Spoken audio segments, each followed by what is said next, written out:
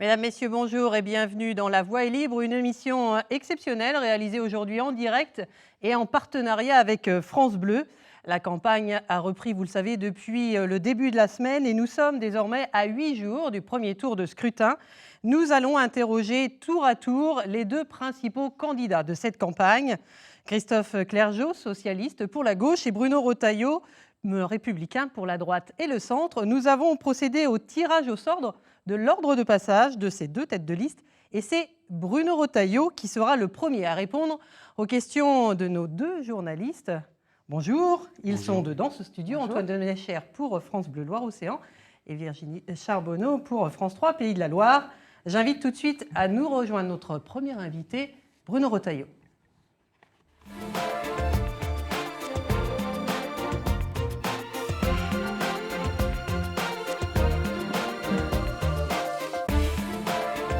Bonjour Bruno Retailleau. Bonjour.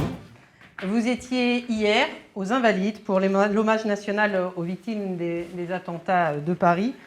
En ce moment, votre mandat national, je rappelle que vous êtes sénateur et que vous êtes président du groupe des Républicains au Sénat, est-ce qu'il n'est pas plus important finalement que votre casquette de candidat ? Vous savez, j'étais hier soir à Châteaubriand, une salle comble, et on voit bien ce que nous demandent les gens aussi, c'est de lier finalement cette dimension nationale et cette dimension régionale. Et vous passez du matin à Paris, le soir à Châteaubriand. C'est facile de concilier les deux ? J'étais très très fier d'être dans la cour des Invalides pour cet hommage qui était un hommage réussi, un hommage émouvant. Il est évident que la campagne a changé de nature depuis les attentats. Il y a le temps de l'hommage, mais il y a aussi le temps de l'action. Chacun doit se montrer digne de ce moment. Je pense qu'on doit faire cesser les petites chamailleries politiciennes. Il faut être à la hauteur. Et le temps de l'action aujourd'hui, c'est au niveau national plus de sécurité pour les Français, évidemment. C'est en même temps. Comment on fait campagne pour les élections régionales dans ce contexte-là ? La sécurité et la lutte contre le terrorisme, ce n'est pas une compétence du conseiller régional. Si, j'ai toujours proposé, d'ailleurs, dans mon projet, notamment de la vidéoprotection dans les TER, pour les transports, mais aussi dans les lycées. J'avais même proposé une action forte contre la drogue dans les lycées, parce que notre région est malheureusement mal placée. On va y revenir, Bruno Retailleau. Simplement ce que je veux dire, vous savez, toutes les campagnes régionales ont toujours été des campagnes nationales. Vous pensez bien qu'aujourd'hui, avec 13 grandes régions, le poids du national l'emporte sur le poids du régional. Et bien sûr, avec les attentats, cette dimension nationale n'a fait que s'accroître. Encore une fois, il faut en tirer les conséquences. Et moi, j'observe que, au contraire, les gens, parce que nous sommes dans le temps de la démocratie, c'est aussi la démocratie qui a été attaquée. Il faut que la vie reprenne le dessus. Il faut que le débat démocratique puisse reprendre, évidemment. Et qu'on vous interroge donc sur votre programme régional. Et c'est Virginie Charbonneau qui commence avec, pour première thématique, les jeunes. Bonjour Bruno Retailleau. Bonjour. Vous parlez avec les jeunes d'un contrat de confiance. Les jeunes, c'est notre avenir, on l'a rappelé ces derniers jours. C'est aussi l'avenir de notre région. Il y en aura 100 000 de plus dans notre région d'ici 2040. Mais il y a un mot qui revient très souvent, pas d'assistanat. Vous avez même dit hier soir à Châteaubriand, si tu te bouges, si tu donnes, tu recevras. C'est une sacrée vision de la jeunesse. C'est une belle vision de la jeunesse, parce que trop souvent en France, les politiciens ont fait beaucoup de démagogie avec la jeunesse. La jeunesse, ça doit être une grande cause. La région dans laquelle nous sommes, la région des Pays de la Loire, le chômage des jeunes a augmenté depuis 11 ans que la gauche est ici au pouvoir de 30%. Au niveau national, de 14% seulement. Mais c'est beaucoup trop. Simplement, beaucoup d'hommes politiques et de femmes politiques ont pris en otage, si j'ose dire, la jeunesse. Et moi, je veux que, vis-à-vis des jeunes, on leur tienne un langage qui ne soit pas un langage démagogique. Et c'est vrai, j'ai un certain nombre de propositions. Pas d'assistanat, ça veut dire quoi ? Ça veut dire qu'on se construit, non pas dans la facilité, mais dans l'exigence. Je prends par exemple 2 points. Sur les décrocheurs, on leur dira, écoute, la région est là, on va t'aider.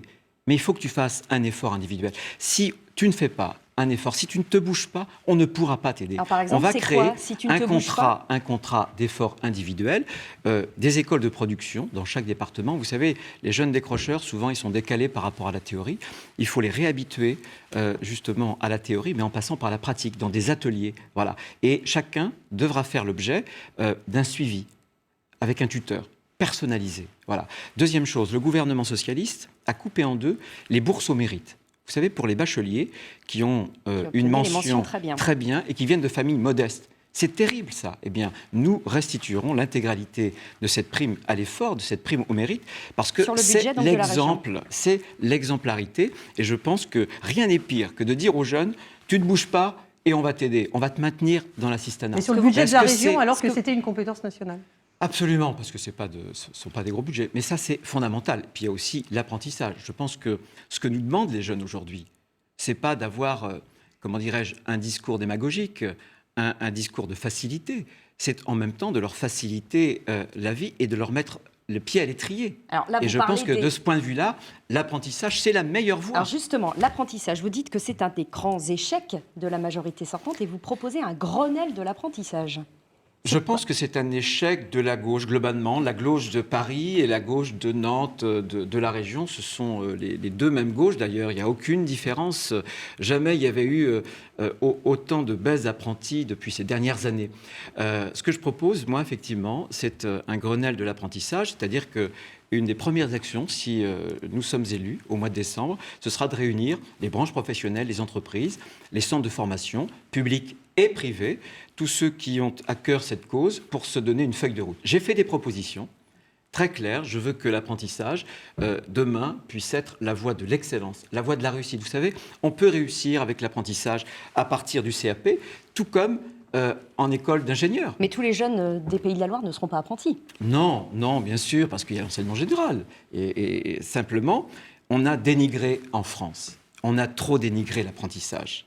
Très récemment, sur un site académique, pour aller voir les informations sur l'apprentissage, il fallait cliquer sur un onglet redoublement. Qu'est-ce que ça veut dire? Donc, ce que je propose, par exemple, c'est dans les PME, étendre la prime régionale pour l'apprentissage aux PME. Parce que nos artisans, il y a une culture, on va continuer à les soutenir, mais le vivier, le gisement de demain, ce sera dans les PME. Ce qu'on va aussi proposer, c'est qu'on a des parcours des jeunes apprentis qui ont fait des réussites extraordinaires. Eh bien, ils vont accepter, ils iront dès le collège, dans les collèges. C'est-à-dire, ce sera sous forme de service civique, par exemple ? Alors, certains, ce sera des ambassadeurs sous forme de service civique, mais nous prendrons des professionnels qui ont réussi grâce à l'apprentissage. Et vous vous rendez compte, aller dans une classe à titre d'exemple. Alors, on parle beaucoup de l'apprentissage, mais ça n'est pas votre seule proposition sur les jeunes, puisque je le dis, tous ne seront pas apprentis. Est-ce que vous maintiendrez les projets de construction des nouveaux lycées programmés par la majorité ? Évidemment. J'ai été le président du conseil départemental de la Vendée, sans doute, qui a le plus engagé de travaux pour les collèges publics. Pourquoi ? Tout simplement parce qu'il y a une démographie en Vendée, mais aussi en Loire-Atlantique, dans toute la région. C'est une politique qui n'est ni de droite ni de gauche. Bien sûr, écoutez, ça c'est une cause qui est une cause commune. Il n'y a pas une politique de droite et de gauche. Quand il faut construire de lycées, il faut les construire. Plus d'argent pour le privé, malgré tout, ou pas ? Je pense qu'il y a un souci. Il ne s'agit pas de faire moins pour le public. Je pense que la majorité socialiste, pour un point de vue strictement idéologique, a essayé, si j'ose dire, d'écarter l'enseignement privé d'un certain nombre d'aides. Je pense qu'il faut rétablir une équité pour donner le libre choix aux familles. Ça veut dire quoi ? Il y a 40%, là encore, c'est les chiffres qui parlent. Ça ne doit pas être une question d'idéologie. 40% des élèves dans les lycées qui sont scolarisés dans le privé. Il faut en tenir compte et je ne vois pas pourquoi ces familles-là ne seraient pas aidées alors que d'autres le sont. Aidées pour des investissements, sauf que les collectivités locales ne peuvent pas investir. Bien sûr, donc ça ne peut pas être l'égalité. De façon totalement libre dans l'enseignement public. Ça doit être une équité, public. Mais quand par exemple Privé. on a supprimé la majorité actuelle pour les voyages en Europe dans le privé, je trouve que ça sert à quoi finalement, cette marque d'ostracisme ? Je pense qu'il faut réussir à faire en sorte que tout le monde et les familles doivent faire un choix. Moi, j'aiderai les lycées publics, nous construirons des lycées publics, mais en même temps, nous aiderons en même temps. Voilà. Les lycées privés. Juste une chose, parce qu'on va bientôt terminer sur cette thématique des jeunes. Vous parliez de la sécurité. Qu'est-ce que vous proposez ? Vous parlez de brigades antidrogue, vous parlez de caméras de surveillance autour de caméras de surveillance. C'est extraordinaire. Juste un mot quand même. Je termine juste pour les... Je veux aussi qu'on ait une bourse des stages.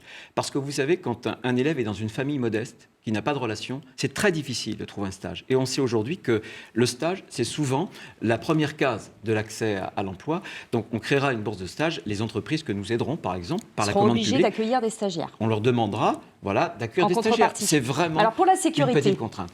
Très rapidement, ce que vous avez dit, il nous reste peu de temps. Les brigades antidrogue. La gauche, ou pas, alors, les brigades antidrogue, c'est extraordinaire. J'ai une étude. J'avais rencontré le recteur. Recteur, l'étude me disent, voilà, on a un vrai problème. On est une des plus mauvaises régions sur les addictions, l'alcool et la drogue.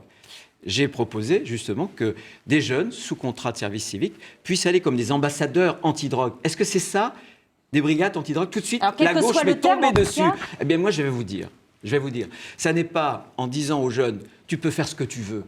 La liberté, ça consiste à faire n'importe quoi. Non, je dirais, il faut construire l'avenir. Et je ne me résous pas à voir des destins individuels brisés par des trafiquants, par ceux qui exploitent justement la détresse des autres. Et oui, je le redis, il y aura des contrats service civique, des jeunes qui iront essayer de convaincre d'autres jeunes, parce que de jeune à jeune, ça passe mieux. Donc ça, c'est un point fort, et je le maintiens, et je l'amplifierai s'il le faut, parce que c'est une cause qui est une cause humaine, importante, qui brise des familles, qui brise, encore une fois, des trajectoires individuelles. Bruno Retailleau, nous allons maintenant vous interroger sur les transports, et c'est Antoine Denéchère qui prend le- Bonjour Bruno Retailleau. Bonjour. Si je dis que dans votre programme, vous avez plus envie de mettre le paquet sur les routes que sur les trains, est-ce que c'est exact ou est-ce que c'est caricatural ? Je pense que, je ne veux pas vous dire que c'est caricatural, c'est inexact. Aujourd'hui, on a un souci, par exemple, sur les trains. Il y a deux soucis. On est la région qui a le record de la baisse de la fréquentation entre 2013 et 2014. On a un souci, c'est qu'il n'a jamais fallu autant de temps pour aller en train de Nantes à Paris, alors que demain, Rennes sera à 1h30, alors que demain, de Paris, et que demain, Bordeaux sera à 1h30. Donc Paris, c'est pas le TER, c'est pas la région. Non, mais on a une saturation. Et j'estime que la responsabilité de la région, c'est d'aménager notre espace, d'avoir des infrastructures. Sur les TER, je pense qu'on pointe sur, par exemple, les retards, la baisse de fréquentation, on est dans les dernières régions aussi. Donc je pense qu'il faut mettre le que paquet. choisir, là, les Pays de la Loire sont la 9e région en termes de ponctualité des TER, donc c'est dans la moyenne. Non, d'après, par exemple, un journal Ville, Rail et Transport, non, nous pointons plutôt en queue de peloton. Peu importe, ce qui est important, c'est qu'on ait la route. Oui, je veux qu'on puisse investir sur la route. Pourquoi ? Parce qu'il y a 70% de ceux qu'on appelle les Ligériens, Ligériennes, des habitants de nos 5 départements qui doivent prendre la voiture, même pour aller à la gare. J'en fais partie, moi qui habite la ruralité. Alors, quelle route ? Et la route, on verra, puisque c'est soit des routes nationales ou bien des routes départementales, on en discutera. Il ne s'agit pas d'imposer à Nantes une vision d'en haut. Il s'agit simplement de discuter avec des itinéraires, en même temps qui sont des itinéraires économiques. Pourquoi ? Parce que 95% des marchandises prennent justement la voie routière. J'en sais quelque chose en Vendée. On a développé les Vendéopoles et notamment l'emploi grâce à un réseau fluide. Donc oui, vous ne regrettez il faut... pas ça ? Vous ne voulez pas diminuer justement la part du transport routier pour les marchandises ? Non, alors, c'est pas à nous de le faire. À l'heure où on parle d'écologie. Alors, ce que je proposerais aussi, évidemment, c'est de déployer sur les 5 départements un plan pour l'électromobilité, pour faciliter l'usage de la voiture électrique, pour mettre des bornes à recharge rapide. Parce que le problème, c'est pas la route.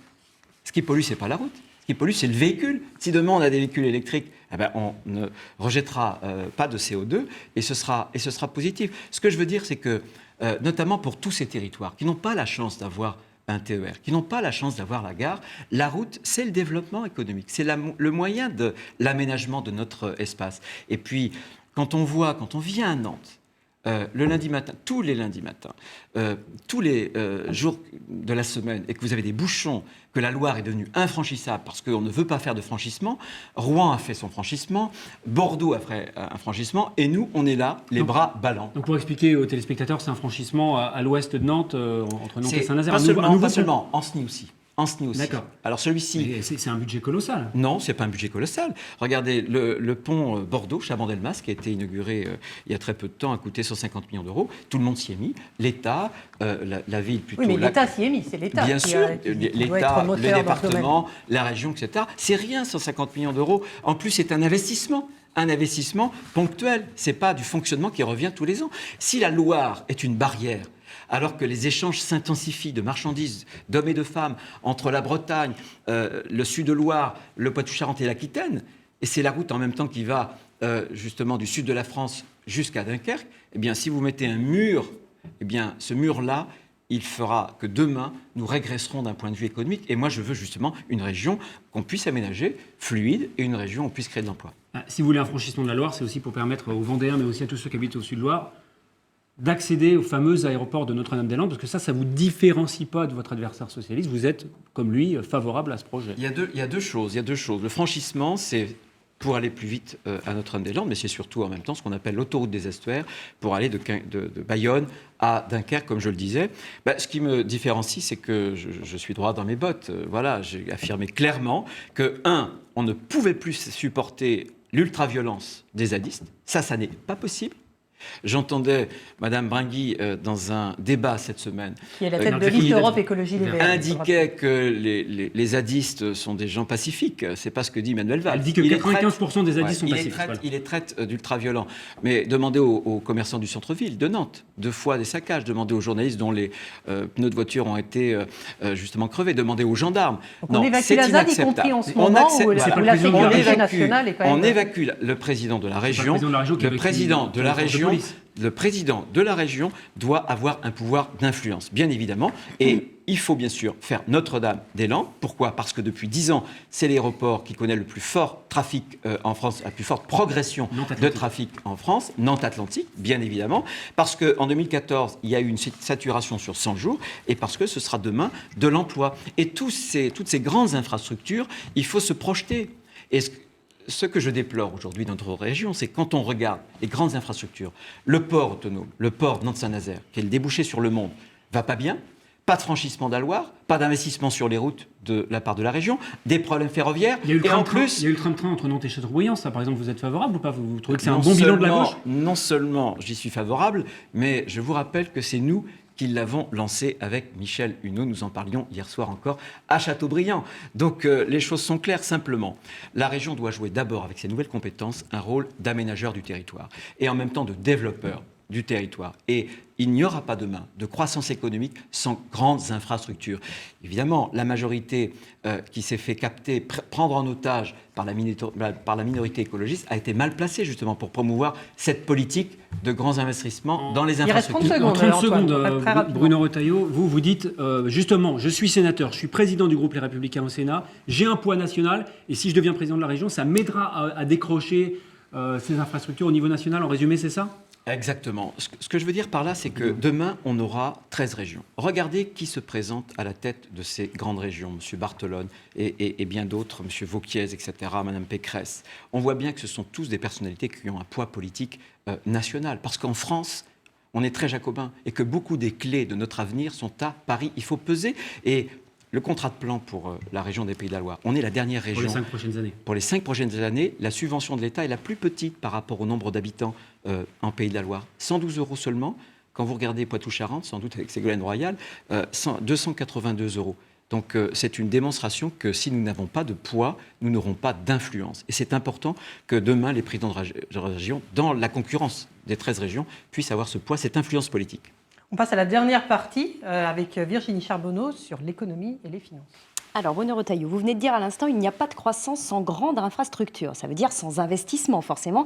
Il faut de l'argent pour tout ça, pour les routes ou autre chose. Sauf que vous dites, nous ne ferons ni d'emprunts supplémentaires et nous n'augmenterons pas à nouveau les impôts régionaux, les taxes. Comment vous faites alors pour financer tout ça ? On fait des économies.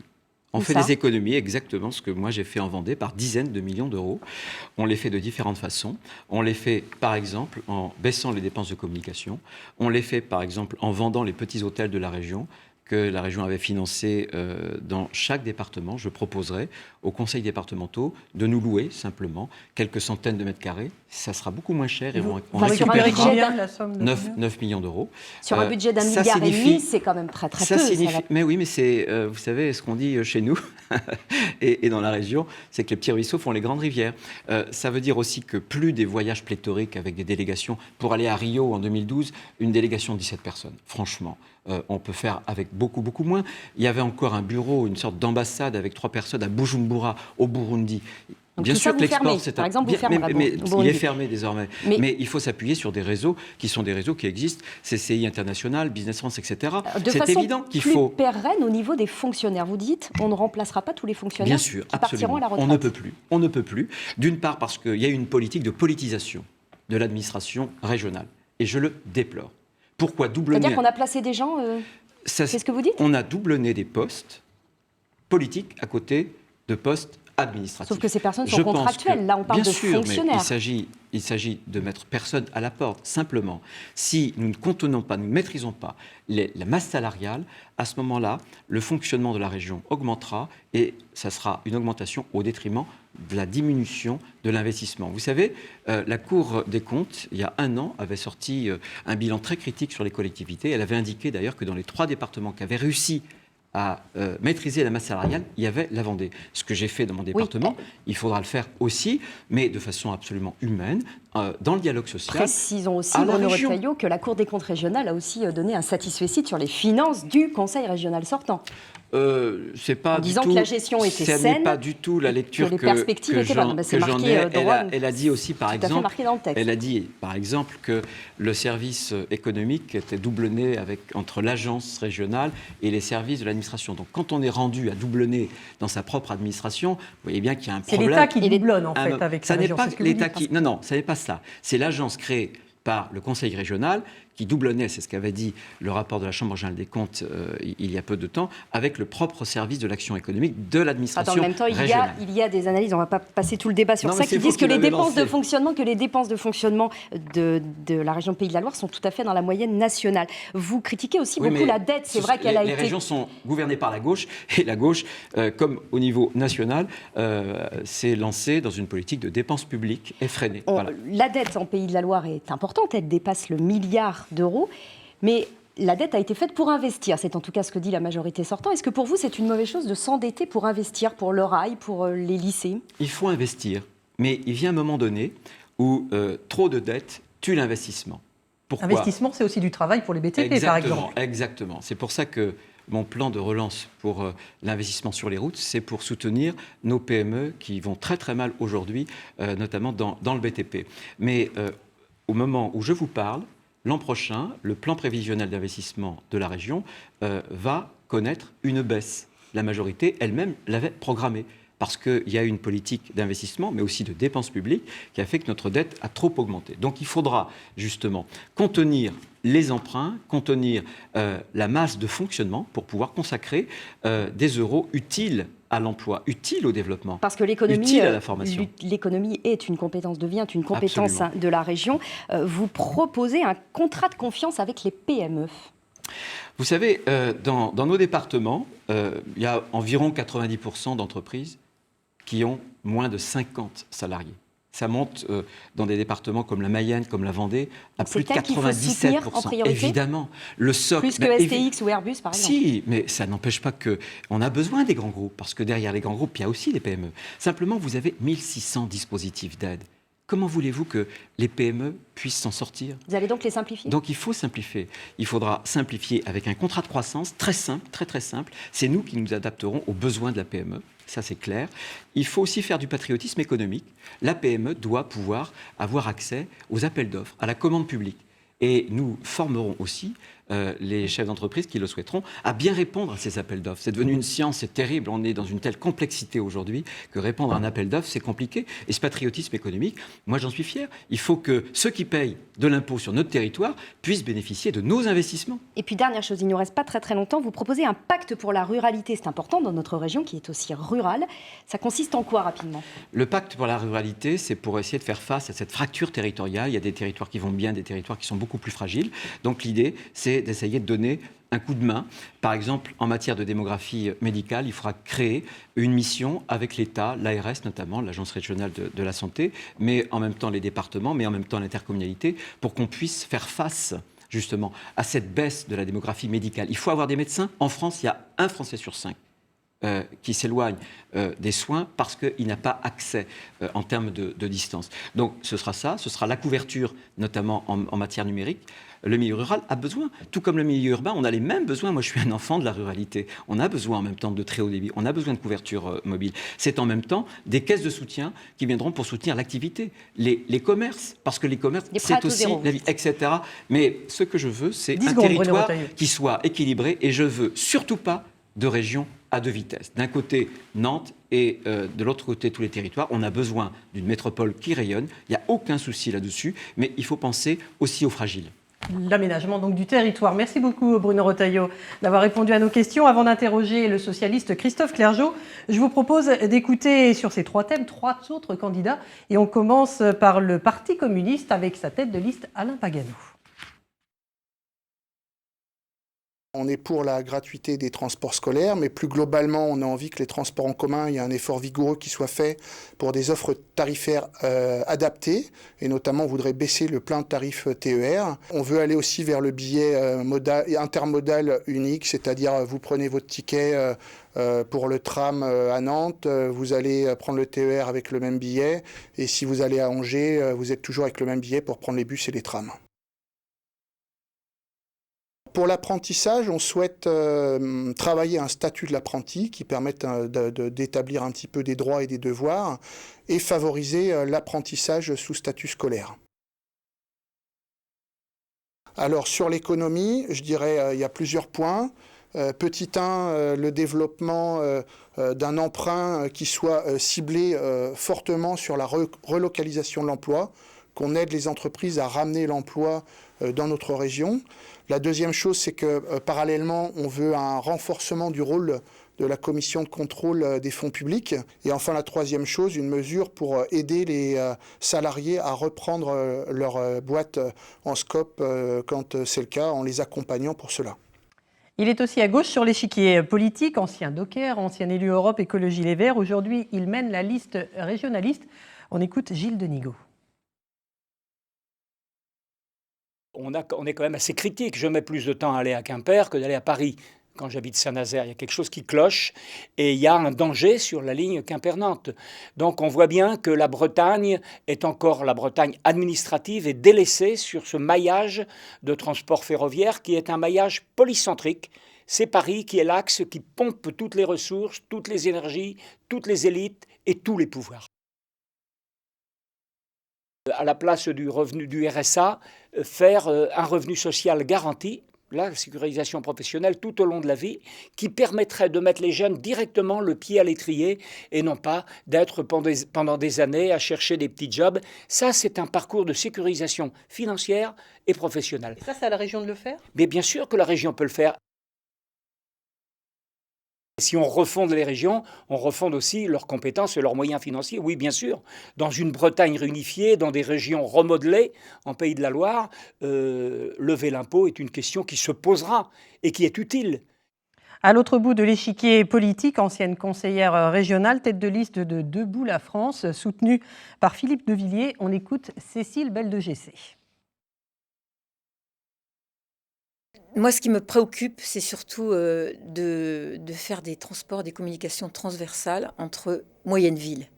Et en particulier, vous voyez, par exemple, entre Châteaubriand et Mamers, c'est impossible de faire ce trajet sans passer par Le Mans ou par Nantes. On voudrait mettre l'accent là-dessus, sur l'apprentissage pour les formations supérieures. Et ça, on voudrait, et du coup, ça valoriserait l'apprentissage avec une formation en alternance. Aider les créateurs d'entreprises qui ont l'esprit d'entreprise, c'est-à-dire qui ont bien étudié l'impact sur la région de leur entreprise, qui puissent créer des emplois. Des interviews que vous pouvez retrouver dans leur intégralité sur notre site internet france3pays-de-la-Loire.fr. J'invite à nous rejoindre notre deuxième invité, Christophe Clergeau.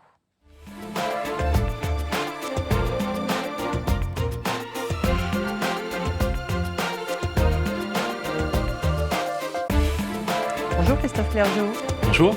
Vous étiez mercredi soir en meeting en Vendée, à La Roche-sur-Yon, dans l'ancien fief de Jacques Oxiette. Vous étiez avec lui. Et vous avez commencé ce meeting par une minute de silence en hommage aux victimes des attentats. Est-ce que c'est compliqué de faire campagne dans ce contexte-là, avec la sécurité qui englobe toute cette campagne, finalement ? Moi, j'ai senti ce soir-là, à La Roche-sur-Yon, mais aussi tous les jours dans la campagne, l'intense émotion qui est en chacun d'entre nous. Qu'est-ce que ça change à la campagne, ça ? Ça donne de la gravité à la campagne, de la dignité, je pense aussi. C'est extrêmement important que l'esprit de rassemblement et d'unité prévale sur les polémiques. Mais l'unité, c'est vraiment faire travailler ensemble tout le monde pour assurer un avenir. On ne peut pas se laisser submerger par les peurs. Donc moi, je lance un appel à la citoyenneté.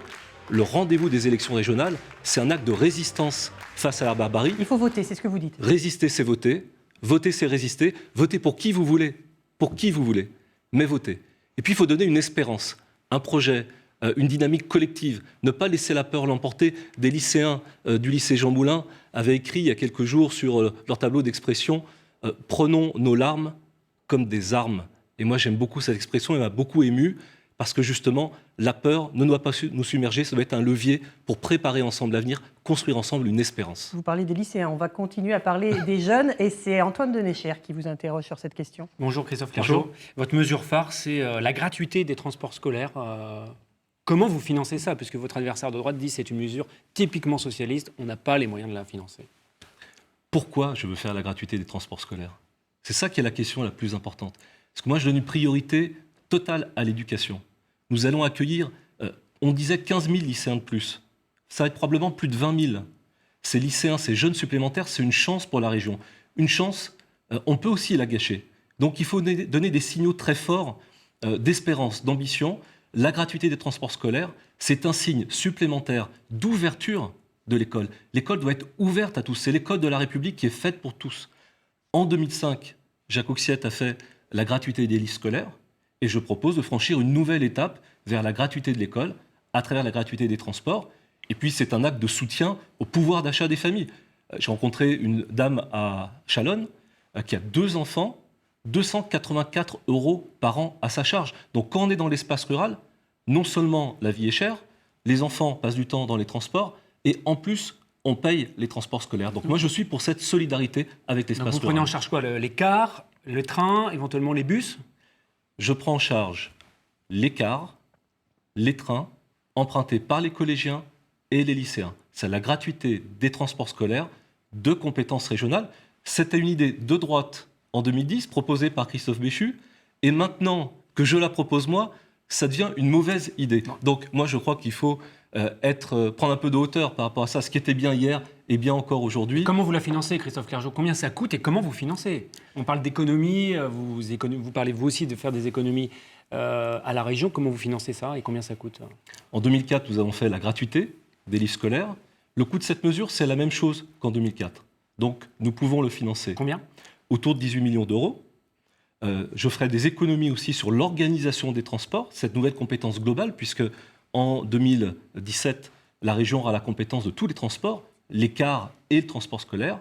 En réorganisant, en gérant mieux, on fera des économies. Moi, je rendrai ces économies aux familles. Les efforts de la région pour mieux gérer doivent être rendus aux familles. Mais l'essentiel pour moi dans l'éducation va au-delà, bien sûr, de la gratuité des transports scolaires. C'est l'effort pour investir dans les lycées. Et moi, je suis crédible pour construire des lycées parce qu'avec Jacques Auxiette, j'ai préparé ces décisions et la majorité l'a voté. Monsieur Retailleau nous dit qu'il va les faire. Oui. Tous ces colistiers ont voté contre, ont refusé de prendre part au vote au Conseil régional. Qui est crédible dans l'action? Je crois qu'il faut suivre de près ce que font les hommes politiques, sortir des doubles discours. Ça, c'est la politique parisienne. La politique ici, c'est la politique de la réalité des faits et des actes des uns et des autres. La réalité des faits, par exemple, concernant l'apprentissage, c'est qu'il y a eu moins d'apprentis ces dernières années en Pays de la Loire, alors que vous êtes aux manettes. Et votre adversaire de droite dit « je vais faire un grand plan pour l'apprentissage qui a été délaissé par la gauche ». C'est un très bon exemple. Est-ce qu'on dit la vérité ou est-ce qu'on fait du débat politicien comme aux questions d'actualité de l'Assemblée nationale? Les chiffres sont là, il y a moins d'apprentis en Pays de la Loire qu'il n'y en a eu. La réalité, c'est une bêtise de droite, le bac pro 3 ans, qui a réduit mécaniquement le nombre d'apprentis, qui a rendu les choses plus difficiles pour les entreprises, la crise, qui a dissuadé des entreprises de s'engager, et une bêtise de gauche, avec la remise en cause des aides. Et je me suis battu avec Jacques Auxiette pour les rétablir, et aujourd'hui elles sont rétablies. Et il y a plus d'apprentis aujourd'hui que l'année dernière, l'apprentissage remonte. Donc moi, je m'intéresse à tous les jeunes. 150 000 lycéens, 110 000 étudiants, 30 000 apprentis. Et je veux offrir à tous les jeunes le choix du meilleur parcours qui correspond à son projet et à son talent. Et quand je vais voir les entreprises sur le terrain, quand je rencontre à Cholet l'association pour les relations entre écoles et entreprises dans le Choletais, 70 entreprises qui accueillent 2500 jeunes, on ne me parle pas que de l'apprentissage. On me parle aussi des lycées professionnels, on me parle aussi des formations générales. Les entreprises ont besoin de tout type de profil. Vous vous dites qu'il y a assez d'apprentis en Pays de la Loire? Moi, je dis qu'il faut sortir des approches dogmatiques. Le mot que je n'aime pas dans la langue française, c'est le mot « ou ». En France, c'est tout l'un ou tout l'autre. C'est une approche idéologique. C'est comme ça que Bruno Retailleau fait à Paris. Moi, en Pays de la Loire, mon mot, c'est le mot « et ». On fait des additions. Je combine les solutions pour m'adapter aux besoins de chaque jeune et aux besoins de chaque entreprise. C'est ça qui est efficace. Et ce que je veux, du coup, c'est ouvrir toutes les entreprises aux jeunes de la région pour qu'ils puissent découvrir les métiers, faire une première expérience et faire le choix qui est le mieux. Et oui, celui qui choisit l'apprentissage, il faut Et comment l'encourager. vous imposez ça aux patrons? Les patrons, ils me disent eux-mêmes que c'est ça qui est important. J'ai discuté il y a quelques semaines avec un boulanger. Il me disait, moi les apprentis, je ne veux plus en prendre, c'est trop compliqué. Au bout de quelques instants de discussion, il me disait, mais si tout le monde fait comme moi, qui est-ce que je pourrais embaucher puisqu'il n'y aura plus personne de formé? Puis quelques minutes après encore, il prolongeait sa réflexion et il me disait, mais si on continue comme ça, qui est-ce qui me reprendra ma boulangerie? Donc la majorité des patrons savent que l'effort dans l'accueil des jeunes et dans la formation des jeunes est absolument central. Et moi, je veux construire un grand pacte entre les entreprises, les collectivités locales, tous les réseaux de formation pour réussir cette ouverture des entreprises aux jeunes, la découverte des métiers, permettre à chaque jeune de choisir son parcours de formation en liberté. Il y a un sujet assez polémique, assez sensible en Pays de la Loire, c'est la relation entre l'enseignement public et l'enseignement privé. Vous avez entendu votre adversaire, Bruno Retailleau, qui dit que vous avez quand même privilégié le public, et notamment vous avez supprimé les aides au séjour linguistique des lycéens privés. Qu'est-ce que vous êtes plutôt public que privé? C'est encore une volonté de diviser les Ligériens entre eux. Monsieur Retailleau divise ville et campagne, public et privé, patron et salarié. Moi, je rassemble, moi, j'unis. Et il y a quelques semaines, avec Jacques Auxiette, nous avons signé un accord avec l'enseignement privé. Un accord sur tout le soutien, justement, à ces actions éducatives, à ces voyages en Europe. Il y a un accord entre nous. Un accord aussi sur le soutien à certains investissements de l'enseignement privé. Donc, j'ai fait la preuve de ma capacité à fédérer, à rassembler dans cette région, à faire travailler tout le monde ensemble. Si on veut réussir, il faut faire travailler tout le monde ensemble. Si on divise, on se prive d'atouts et on handicape la région des Pays de la Loire. On passe à la deuxième thématique, celle des transports, avec Virginie Charbonneau. Bonjour Christophe Clergeau. Bonjour. Vous dites, je laisse la bataille de la route à Bruno Retailleau. Moi, c'est la bataille du rail. La majorité à laquelle vous appartenez et qui est sortante a déjà fait beaucoup pour le ferroviaire, ça lui est reconnu. Qu'est-ce que vous proposez de plus dans votre mandat si vous êtes élu? D'abord, vous avez raison de rappeler qu'il y a entre nous une opposition. Mais une opposition qui n'est pas une opposition de principe. Bien sûr qu'il faut des routes. Mais c'est le conseil départemental, en Loire-Atlantique, en Vendée, en Mayenne, en Sarthe, en Maine-et-Loire, qui a cette compétence. Les Français nous ont demandé de simplifier l'action des collectivités locales. C'est l'objet de la loi NOTRe. Tout le monde demande de la simplification. Moi, je fais cette simplification. Alors, qu'est-ce que vous ferez Au concrètement département pour le rail? de s'occuper des routes, moi, je m'occupe du rail. Donc, le rail, c'est d'abord plus de dessertes. 15% de dessertes en plus pour les Ligériens sur l'ensemble du territoire de la région. Ça veut dire des nouveaux arrêts, des nouvelles gares qui vont rouvrir peut-être? La virgule de Sablé qui va permettre de développer les transports entre Laval, Angers et Nantes. Des haltes ferroviaires nouvelles, notamment au Mans, Le Mans Hôpital, Université et Moncé-en-Belin. La gare de Velluire, dans le sud de la Vendée, que je veux rouvrir. Donc oui, des nouvelles gares et plus de trains. Donc plus de trains pour améliorer le transport des habitants. Défendre aussi les voies. Vous vous rendez compte que quand Alençon-le-Mantour et Nantes-Bordeaux sont des voies qui pourraient disparaître si elles ne sont pas rénovées. C'est des lignes que vous voulez sauver. C'est des lignes que je veux sauver. Mais quel est le levier d'un conseil régional? On sait qu'il est important, on l'a vu, mais malgré tout, est-ce que vous pouvez décider face à la SNCF, face à l'État, de sauver des lignes? Vous n'êtes pas les seuls décideurs. C'est bien pour ça que je veux me concentrer sur les lignes ferroviaires, pour mettre les moyens de la région aux côtés de ceux de l'État. C'est déjà prévu dans le contrat de projet État-région de mettre plusieurs dizaines de millions d'euros sur Nantes-Bordeaux. Il va falloir aller plus loin. Donc si on veut préparer l'avenir du transport, il faut sauver les lignes ferroviaires, il faut créer de nouvelles gares et augmenter la desserte. Et puis je rappelle que... Réouvrir des lignes ou pas? Je ne crois pas comme on l'a fait entre Nantes et Châteaubriand, par exemple. Il faut l'envisager pour l'avenir, peut-être. À court terme, je ne suis pas sûr que ce soit le plus efficace.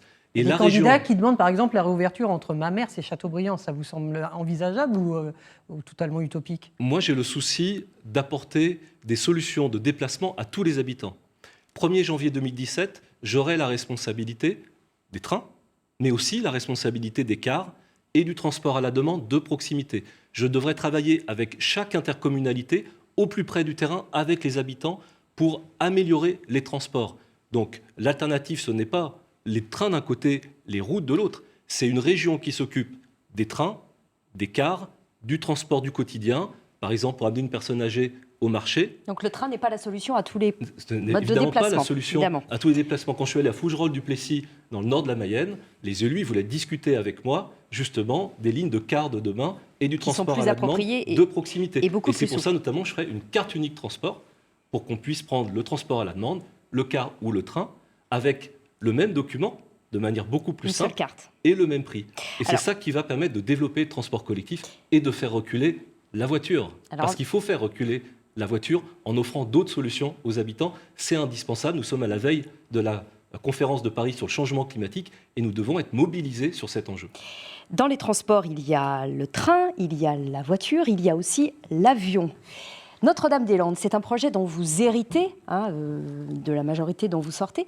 Mais est-ce que vous y croyez vraiment, sincèrement, à ce projet qui est remis en cause un peu de partout et que l'on voit être repoussé par la décision du préfet de ne pas intervenir vu les circonstances? Moi, je vais vous dire quelle est ma position. Vous n'allez pas faire une découverte. Elle est connue, elle n'a jamais changé, elle ne changera pas. Mais la région, elle a déjà pris ses décisions sur Notre-Dame-des-Landes. Et moi, j'en ai ras-le-bol de voir ce dossier occuper la une des médias nationaux, alors qu'au quotidien, les habitants ne m'en parlent quasiment pas. L'image C'est qu'on pas donne un de la enjeu des région, régionales pour vous? c'est un sujet important pour l'avenir du territoire régional, mais ce n'est pas le principal. Donc je refuse que les médias nationaux titrent une région déchirée par un aéroport, ou qu'on ne parle que de cela. Ça justifie quand en même que les masquant écologistes les autres fassent leur sujets. propre liste. L'Europe Écologie Les Verts fait sa propre liste en partie parce que vous n'êtes pas d'accord sur ce dossier, il faut quand même l'avouer. Mais il n'y a pas On va pas besoin dire de le contraire. l'avouer. C'est assumé par les uns et par les autres. Donc, Et ce n'est pas nouveau. Et si nous étions d'accord sur tout, nous serions dans le même parti politique. C'est quoi ce pays? donc c'est ce que relatent les médias nationaux quand ils disent ils se déchirent. Effectivement, vous n'êtes Mais pas non. d'accord sur ce dossier. Écoutez-nous, nous ne nous déchirons pas. Nous avons un point de désaccord et nous vivons avec la démocratie. Moi, la richesse de la démocratie, c'est des partis avec des visions différentes qui peuvent se mettre d'accord pour préparer ensemble l'avenir de la région. Et nous allons nous mettre d'accord, comme en 2004, comme en 2010, pour avancer, construire l'avenir des Pays de la Loire, malgré ce point de désaccord qui représente moins de 1%, La moins de différence, quand 1% même, des dépenses de la région dans le prochain mandat. par rapport à 2010 et par faites-nous rapport à confiance. Jean-Philippe Magnien, qui était tête de liste Europe Écologie Les Verts il y a 6 ans, c'est que Sophie Bringui dit « Cette fois, nous n'acterons pas un désaccord, nous demandons une remise à plat du projet. » Est-ce que, dans l'entre-deux-tours, vous accéderez à cette demande? C'est-à-dire qu'on va plus loin qu'en 2010. Je ne ferai pas dans la demande. changer Sophie Bringui de conviction, et vous le savez, elle ne me fera pas changer de conviction. Ça veut dire que vous Et nous envisagez de ne pas trouverons- fusionner et nous éventuellement au deuxième trouverons le tour chemin. s'il passe les 5%. Nous allons trouver le chemin pour avancer ensemble, pour trouver entre nous une manière de travailler sur ce 1% de l'action régionale. Mais alors je vous l'assure, moi j'ai bien l'intention, en tant que président de région, de me concentrer sur les 99% autres qui portent sur l'emploi, sur l'éducation, sur les cars et les trains Et dont donc on pas vient de sur parler. Notre-Dame-des-Landes. C'est ça la demande du quotidien. Notre-Dame-des-Landes, c'est un dossier national. Moi, j'ai fait mon travail, la région a fait son travail, à l'État de faire son travail. Moi, je me concentre sur ce que va être l'intervention, les dépenses publiques, les actions de la région dans les années qui viennent. Vous savez, Christophe Clergeau, que vous serez très écouté sur Notre-Dame-des-Landes. Ça, vous ne le découvrez pas si vous êtes élu président de région. Vous demanderez l'évacuation au soir du 13 décembre si vous êtes élu? Mais j'espère que je serai très écouté sur beaucoup de sujets. Mais Et notamment qu'on celui-là. pourra- Soyons Mais bien très clairs sûr. sur l'évacuation. Bien sûr. Mais à l'État de prendre ses responsabilités, de définir le calendrier des travaux, au président de la République de dire ce qu'il veut. Moi, j'attends ses décisions. J'ai demandé au gouvernement d'avancer, il l'a fait, je fais confiance dans le gouvernement du pays. On passe à la dernière partie avec Antoine Denecher qui va vous questionner sur l'économie et les finances. Christophe Clergeau, dans votre programme, pas de hausse des impôts, maintien de la suppression de la taxe du permis de conduire. C'est pas un peu facile, puisque vous avez quand même, pendant ce mandat précédent, vous êtes premier vice-président, vous avez quand même augmenté fortement la taxe sur la carte grise, par exemple. Maintenant que vous êtes candidat, vous voulez plus augmenter les impôts? Parce que j'ai travaillé sur mon projet. Je suis d'ailleurs le seul, je vais vous en dire un mot, à être capable de dire combien mon projet coûte et comment je veux le financer. Dans le budget de la région, il y a des dépenses de fonctionnement qu'on retrouve tous les ans. On parlait de la gratuité des transports scolaires ou plus de trains. Ça va faire 50 millions d'euros de dépenses nouvelles. Je ferai près de 23 millions d'économies. 6 millions d'économies en revoyant toutes les politiques actuelles pour faire aussi bien avec un peu moins d'argent. Et puis 16 millions d'économies en réorganisant d'autres politiques. Par exemple, si la région gère, elle, ce que faisaient les 5 départements sur les transports, vous voyez bien qu'on va pouvoir mieux gérer et faire des économies. Et puis les recettes de la région vont augmenter de 27 millions d'euros par an en moyenne sur les 5 prochaines années, sans augmentation d'impôts. Pourquoi ? Parce que la région a une croissance économique, parce que nous créons 6500 emplois par an, et qu'à chaque fois qu'un emploi nouveau est créé, c'est une masse salariale en plus, et c'est des recettes supplémentaires pour la région. Donc mon plan d'action, il est parfaitement équilibré. Et en investissement, il y aura des lycées supplémentaires, de nouvelles aides aux entreprises, 330 millions d'euros, qui rentrent dans l'enveloppe de ce que nous savons faire ces dernières années. Et celui qui va dépenser le plus d'argent, c'est Bruno Retailleau, parce qu'il met en plus 200 millions d'euros sur les routes et 200 millions d'euros pour l'enseignement privé. Oui, mais il en récupère ailleurs. Il en récupère sur le fonctionnement. Lui, c'est 700 millions d'euros d'investissement, où moi j'en mets 330. Comment est-ce qu'il finance la différence ? Les hôtels de région, vous les gardez dans les départements ? Il dit qu'il y a 7 usagers par jour en moyenne dans les hôtels de région qu'il y a en Mayenne, en Sarthe, Moi, etc. je suis amusé par la manière dont Bruno Retailleau fait de la politique. Il oublie d'abandonner ses oripeaux parisiens quand il arrive en Pays de la Loire. Pour lui, tout ce que l'on a fait Et est sincèrement, mauvais. est-ce que c'est réponds. important si 7 personnes, effectivement, viennent chaque jour pour... Le bilan des prendre autres, des il est renseignements. toujours mauvais.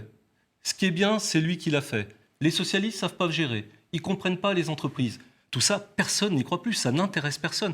Quand il dit... On est en campagne, Christophe Clergeau. Mais C'est justement, le jeu de la en campagne. campagne, il n'y a pas de jeu. En campagne, il y a un devoir de vérité et un devoir de rigueur. Donc la vérité, c'est bien qu'il y a 7 personnes par jour qui viennent fréquenter ces hôtels de région. La vérité, c'est quand Bruno Retailleau dit 10% de baisse du train de vie de la région, ça économise 140 000 euros par an. On est loin des 50 millions. Et la vérité, c'est que si on loue au conseil départemental ces espaces, ça coûtera plus cher que le prix qu'on les a achetés. Et ces espaces, ils ne sont pas faits pour recevoir au quotidien les personnes, mais pour abriter les salariés de la région qui font le travail de proximité avec les communes sur les contrats de territoire, comment on accompagne l'espace rural, avec les lycées pour la conduite des travaux, parce que l'action de la région, elle n'est pas pilotée de Nantes. On veut nous faire croire ce mensonge. Non, l'action de la région, elle est pilotée dans chaque capitale de chaque département de la région, et c'est un point essentiel de renforcer cette proximité. Donc la région va faire son travail avec ses propres outils en proximité, et moi je passerai une journée par semaine dans chaque département, parce que la diversité de cette région vaut cet engagement du président, et je ne serai pas 3 jours par semaine à Paris, et je connais mieux que Bruno Retailleau aujourd'hui les réalités quotidiennes de cette région, dont je suis Premier vice-président depuis 5 ans. C'est vrai que ça peut aider d'être sénateur, président du groupe Les Républicains au Sénat. C'est ce qu'il dit, quand on a un mandat national, on a plus de poids. C'est ce qu'il... Vous êtes simplement président de région à temps plein, et vous êtes peut-être moins connu que lui à Paris. C'est une excellente interrogation. Posez-vous vous-même la question. Quand vous êtes parlementaire à Paris, où est-ce que vous prenez vos ordres ? Où est-ce que vous prenez vos ordres ? À la direction de votre parti. Vous n'avez plus de liberté. Et quand vous êtes président de groupe parlementaire à Paris, c'est encore plus fort. Donc Bruno Retailleau n'a pas la liberté de défendre les Pays de la Loire. Moi, je suis libre, comme Jacques Auxiette a été libre. Et Jacques Auxiette l'a emporté pour défendre les Pays de la Loire face aux demandes des autres régions. Je l'ai emporté avec Jacques Auxiette pour demander à Manuel Valls de faire des Pays de la Loire la première région à expérimenter le pilotage à la place de l'État du service public de l'emploi. Quand j'ai négocié avec Alstom, j'ai obtenu la localisation à Nantes du siège mondial des activités énergie marine renouvelable. Donc un président libre pour une région forte, c'est beaucoup plus efficace qu'un parlementaire qui est à Paris et qui prend ses ordres chez Nicolas Sarkozy. Vous avez annoncé cette semaine sur le dossier STX, les chantiers navals à Saint-Nazaire, vous voulez rentrer dans le capital de STX. Expliquez-nous ce qui se passe. Si jamais vous êtes élu président de région, vous voulez rentrer dans le capital ? Vous savez, moi, je me bats au quotidien. Et je veux que les outils de la région y permettent d'assurer l'avenir des industries et l'ancrage des emplois, des compétences, des centres de décision ici. Je me suis battu pour la filière de l'électronique. Nous avons réussi la Cité des objets connectés pour inventer les produits de demain. Et je me bats, oui, je me bats chaque jour pour que le chantier naval de l'Atlantique, ça reste une des grandes industries de cette région. Et donc moi, je souhaite que l'équipe de direction, le management, avec des entreprises locales, construisent un pôle d'actionnariat régional, français, et la région viendra soutenir les chefs d'entreprise et les dirigeants. Donc pas rentrer dans le capital, mais aider à ce qu'il y ait un consortium. Rentrer 10% au capital, mais aux côtés des chefs d'entreprise de la région. Et cet exemple-là, c'est vraiment le symbole de ce que nous avons fait. L'État est déjà au capital. Est-ce que c'est à la région de rentrer dans le capital d'une entreprise comme STX ? La région rentrera au capital de STX parce que le management de STX et les chefs d'entreprise de la région qui veulent prendre le pilotage du chantier le lui demandent. Et c'est à cela que je réponds. Et mon rôle de président de région, c'est de proposer une vision de l'avenir des Pays de la Loire, mais c'est aussi au quotidien de travailler avec les chefs d'entreprise. Et tout ce que nous avons fait depuis 5 ans, depuis 10 ans avec Jacques Coxiette, nous l'avons fait avec les chefs d'entreprise. Et quand Bruno Retailleau fait du copier-coller de mon programme, c'est parce que ce que nous faisons fonctionne et obtient des résultats au quotidien. Les Pays de la Loire, je vous le redis, c'est un des taux de chômage les plus faibles de France, une dynamique de création d'emplois, 6500 emplois, et une industrie qui repart de l'avant, qui crée des emplois dans la région. Avec un taux de chômage qui a quand même augmenté au mois d'octobre, les chiffres sont quand même pas très bons là, sur la dernière période. Bien sûr, c'est une bataille permanente. On nous dit parfois que ça augmente plus vite en Pays de la Loire qu'ailleurs. Ce n'est pas vrai, c'est moins vite sur un an. Mais c'est une bataille de tous les instants. C'est pour ça que moi je veux former des chômeurs sur mesure pour occuper des emplois non pourvus. Ce n'est pas possible que des chefs d'entreprise qui veulent embaucher ne trouvent pas la personne qui leur correspond. Et je l'ai vérifié sur le terrain que c'était possible, chez Béné Mécanique de Précision à côté de Saint-Nazaire, dans l'usine d'air à Lussau en Sarthe, des exemples réussis de démarches sur mesure. Et puis c'est aussi pour ça que je veux lancer une grande action sur la transmission.